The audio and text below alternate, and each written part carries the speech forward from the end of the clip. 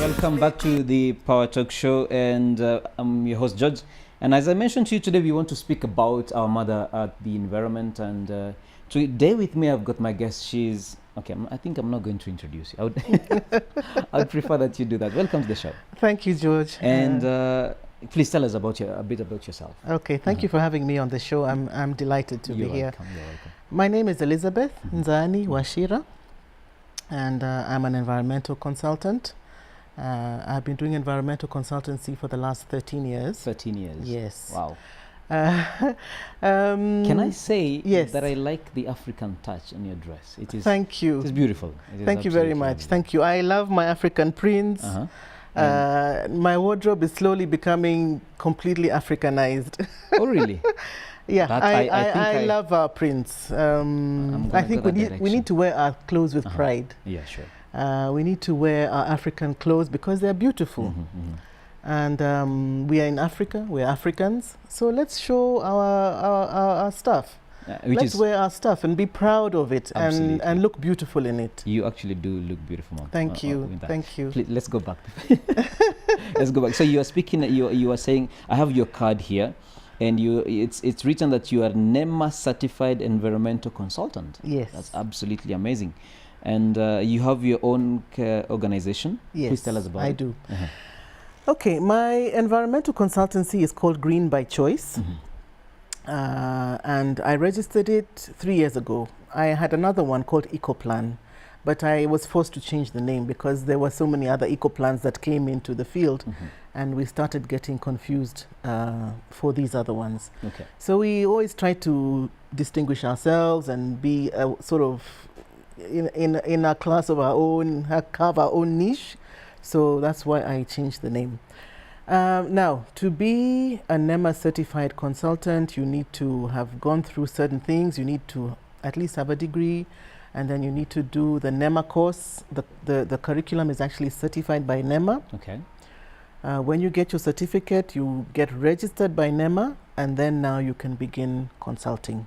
If there is a youth watching you, you mentioned that you need first to have a degree. Yes. What is the degree in that you you this know, line of actually, it doesn't matter what degree you have, because the thing is, environment is multidisciplinary.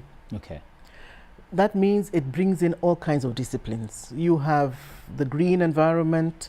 You have the built environment, which is the environment I am mostly in. You called it what? The built. The built. The built environment. That Tell means us, it's things like infrastructure, things like construction. Okay. That's where I'm mostly at. Built environment. Green architecture. These are the things that we look at. That's a whole other program for another day, I think. Okay. All right. But it doesn't matter what your degree is. You can be a sociologist, a botanist, you can be a mathematician, you can be an accountant, as long as you have a degree, because the degree is broad. Oh, it's broad. A degree is broad, it covers many things. So once you have a degree, if you want to enter into the world of environmental consultancy, go and do the EMA course, which is offered in different places. Nazarene offers it, Kenya National Cleaner Production Center offers it, KU offers it.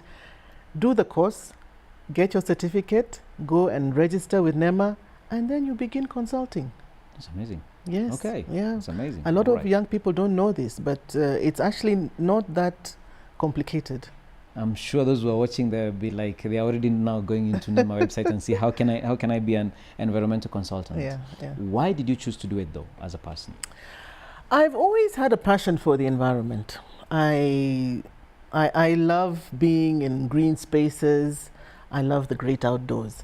Now, having been employed before and having had desk jobs in the past, I knew that I didn't want to have a desk job, a full-time desk job.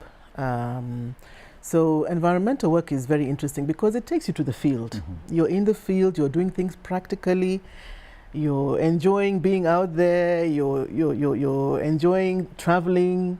My job has taken me to places I had never been in Kenya. I've been now to I think most counties. Oh, okay. Because of my work. 47 of them. Well, not quite, but many. Almost there. Almost there. I've been around five, 6, so I understand what you mean. Yeah. So if you would like a job that will take you around, where you'll be in the field a lot, then you should consider a career in environment. Although, of course, I must say that in the end, you have to come back to your desk and write your report. Sure. So it's not full-time field. It's a field and then coming back to write your report. And all reports we write are actually submitted to NEMA. Wow, so it's serious business. So it's serious work. It's an interaction between theory and practice. You've got to go out there into the field, and at the same time you need to have the language and the capacity to write down concise reports. Correct. Now, there was the map that was going round in some time back. I wish I had shown that picture. There was a map that was going round, and it was about showing Kenya as really dried up, like a desert compared to Uganda and Tanzania. Yes. Right? And we have had cases of even the Secretary General of the UN mentioning how bad we are in terms of environment. And I was thinking, do we understand? Do you think the Kenyan leadership, even the population in Kenya, do we understand the impact of the environment crisis we are in today? Thank you. I don't think we fully understand and appreciate the situation we're in, which is a very grave situation. I saw the map. That map did a lot of rounds on social media. I think I received it about 10 times. Kenya is brown compared to the neighboring countries, which are all green. Now, the causes are varied. We do a lot of charcoal burning. That means we cut trees to make charcoal out of them. We also do a lot of diverting of our rivers for irrigation, farming. There's overgrazing in areas where there's pastoral communities. So all these things lead to the situation we're in today, desertification. Sure. Yes. Now, having said that, most of us Kenyans cook with charcoal in our homes. Even I cook with charcoal, especially when I'm cooking something that takes many hours to cook. Beans, maize, githeri, kienyeji chicken, you know, the things that take long. Oh, yeah. We don't like to put them on electricity or gas. We put them on charcoal. The thing is, there needs to be an alternative. You can't just tell people to stop. Okay, yes, we have to stop. But what is the alternative to charcoal? Once there are feasible, workable alternatives, that's when we will begin to see a drop in charcoal burning. Yes. And what, you know, there's some cases of people saying that a huge number of why people are sick today in Nairobi and Kenya in particular, there's respiratory diseases, they are coming from the climate change. Is this so? That's true. Again, it's related to what I was saying just now. I don't know if you've ever been in Amanyata. I've been in Amanyata. I've never been. You know the way it's made. There's no window. It's all sealed with cow dung on the outside. If you go into Amanyata, you will find that you can hardly breathe. There's no air circulating in there. Whoa. Yet there's jiko, there's makaa, there's something cooking, smoke. This is all being inhaled. That's why you get a lot of respiratory diseases. And okay, it's not just manyatas. I mean, in a lot of our rural areas, the situation is not very different. You go into huts, the air is still, there's not much ventilation, there's no air circulating. That's why you get a lot of respiratory diseases.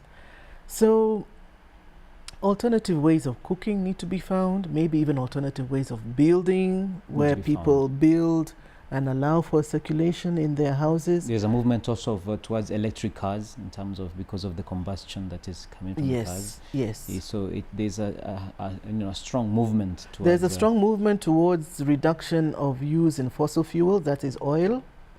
More hybrid type cars. We're seeing quite a few of them in Nairobi now, where where they work both on battery and petrol. They're very silent. They don't make a sound, and there's always the word hybrid on them. I'm sure you've seen some of them. But maybe I didn't know that the hybrid is something to do with environment. Probably hybrid is actually, it means it uses both battery and oil or petrol. But it cuts down. It definitely cuts down. I mean, I have a friend who has a hybrid car, and he told me the other day that from Nairobi to Mombasa, he drove, and his fuel consumption was 1,200 shillings. 1,200? Yes. I want that car. Anyway, let's close up on this. Why do young people, why do they need to act? As we close on this, knowing what you know now with 13 years of experience, why do you feel that the Kenyan youth need to get up and start doing something? What is one thing that you can tell the young people as to why they need to strongly care about the environment? Okay, the environment is for all of us, and it's the young people that the environment that will be in this environment in future, today and in future, going forward. So our current generation has a responsibility to behave responsibly in such a way that we hand over the same environment that we enjoyed, or better, sure, but not worse. Okay? Sure. Now, there are a lot of things young people can do. I mean, I still don't believe that youth unemployment has no solutions. I was reading the other day something that I thought was quite interesting. Youth in, I can't remember which country it was, have organized themselves into groups. They go to residential areas, they offer to do a kitchen garden for the people there, they get paid for it, and they leave happy because they've earned some income, and the people are happy because now they have a vegetable patch.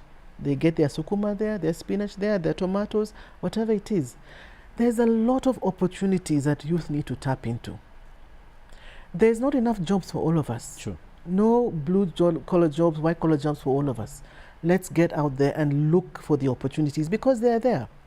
They're there. There's a lot of things young people can do. Yes, absolutely. They need to look into that. Things that they will enjoy, things that will give them an income, and most importantly also, things that will help to improve our environment.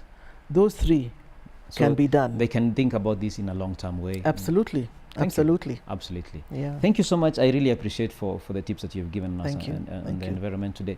I think we'll be calling you back so that we can continue with this conversation. Anytime. All right? Anytime. So yes. Thank you. That was Madam Washira, and I really appreciate her, engaging on this. Remember, as she has mentioned, environment belongs to all of us, and especially environment is our future. And we'll be having a huge conference not far from here at St. Paul's University on the 4th of April, talking about and matters environment, on how we can understand the environment better, the impact, and what change we can do. So if you are around Nairobi, you can come on April the 4th at St. Paul's University Chapel from 7 p.m. to 9 p.m. where we'll be talking about this matters environment.